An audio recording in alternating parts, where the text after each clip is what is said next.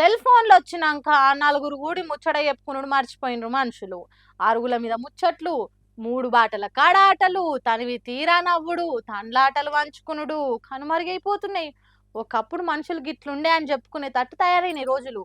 కానీ ఈ రోజులు ఎంత మారినా కలిసి ఆడి పాడుకున్నంత ఆనందం ఇంకెక్కడ లేదన్నట్టు పెండ్లాట ఆడిండ్రు ఉపాధి కూలీలు. వాళ్ళ సంబరం చూసేటానికి రెండు కండ్లు సరిపోవనుకో రాదండ్రి. మీరు కూడా చూసి మీకేమనిపించిందో కామెంట్ చేయండి. సబ్బులు సబ్బులు అక్షింతలేయండి రేయండి. పిల్లగాడు భలే హుషారున్నాడు. అర నిమిషంలోనే పిల్ల మెడలో 3 ముళ్ళు వేసిండు. అయ్యగారు మంత్రాలు చదివి చదవనట్టు తూతూ మంత్రం అనిపించిండు. చూసిండ్రా వాళ్ళ నవ్వులు ఆనందాలు ఎట్లున్నాయో. అన్ని రందులు మరిచి ఆడుతున్న తీరు మస్తున్నది కదా. నెత్తికి చుట్టుకున్న తువ్వాలలే బాషింగాలైనాయి. ఉపాధి పనికి పోయిన కాడ చెట్ల కూసిన రాల పువ్వులే తాలిబొట్టయింది. చెట్ల ఆకులే అక్షింతలైనాయి. చేతి సప్పట్లే బాజా భజంత్రీలైనాయి. ఊరు నుంచి వచ్చిన ఉపాధి కూలీలే చుట్టాలు పక్కాలయ్యిండ్రు. పెండ్లి తంతు తెలిసినోళ్లే అయ్యగారు అవతారం ఎత్తిండ్రు. చెట్టు కింద సేద తీరే యాల గమ్మతిగా చేసుకున్నారు పెండ్లి. ఇంతకంటే ఆనందం ఏముంటది చెప్పుండ్రి.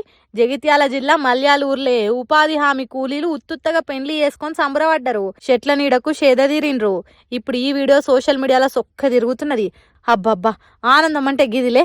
ఒక తల్లి పిల్లలోలే కులం మతం మరిచి మురిసిపోవడంటే గిదే అని వీడియోని చూసినోళ్ళు కామెంట్లు పెట్టుకుంటా షేరింగ్లు చేస్తున్నారు.